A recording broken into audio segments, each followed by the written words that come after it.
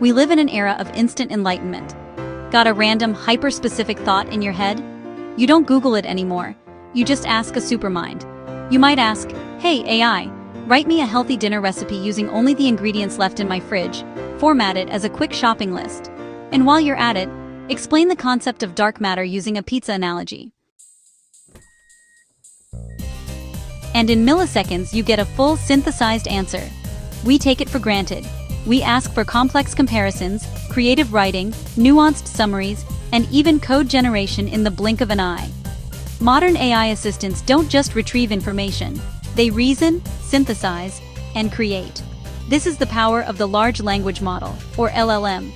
It's conversational, it remembers context, and it's built to give you a single, perfect answer, not a homework assignment. But let's go back in time, back to the digital dark ages of the old free assistants. Imagine taking that same nuanced, multi-part question and asking it back then. Get ready for the horror job. The question hits the server, and what happens? The old assistant doesn't reason. It doesn't create. It throws its digital hands up and essentially tells you, just Google it. I cannot fulfill a multi-step request. I found 10 search results for healthy dinner recipe chicken. This wasn't a failure of effort, it was a limitation of architecture. The technical explanation is key.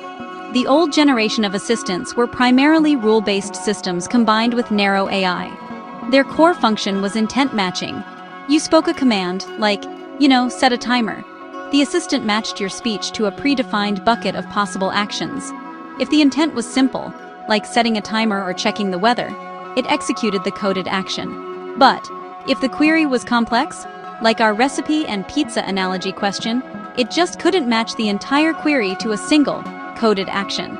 There was no bucket for something like recipe plus pizza analogy plus shopping list. So, what was the default fallback? The search engine API.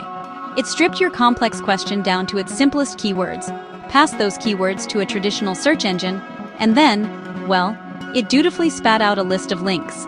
It was a digital clerk handing you a huge stack of unread folders. This is the horror job of forced manual labor. You asked for a summary of a major historical event? You got a list of 10 Wikipedia articles. Your job? Read all 10 and write the summary yourself. You asked for a clever title for your presentation? You got a search page for presentation titles and 1,000 generic lists. Your job? Sift through the garbage for a glimmer of creativity. You asked to draft a polite email explaining you'd be late. You got a link to an etiquette blog. Your job? Read the blog and then type the email from scratch. The old assistant performed a maximum of 2 steps. Listen and search. The heavy lifting, the synthesizing, the writing, the reasoning, that remained entirely your burden. Now, compare that to today. The new AI is a large language model, trained on massive datasets. It doesn't use buckets of actions. It uses a statistical model of language and knowledge. When you ask a complex question, the modern assistant performs retrieval augmented generation, or RAG.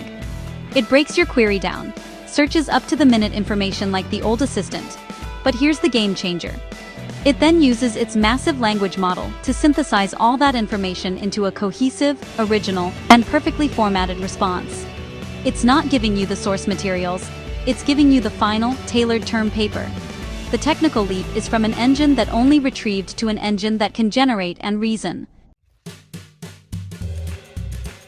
So next time you ask your AI to plan a 5-day itinerary for a family of 4 in Iceland, including budget estimates and local weather advice, remember the terror of the past. Remember the old devices that would have choked, frozen, and simply handed you a link to visit Iceland.com.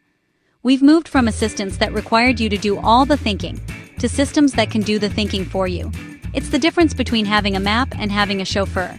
And for that, we can finally retire the digital trauma of the just Google it horror job.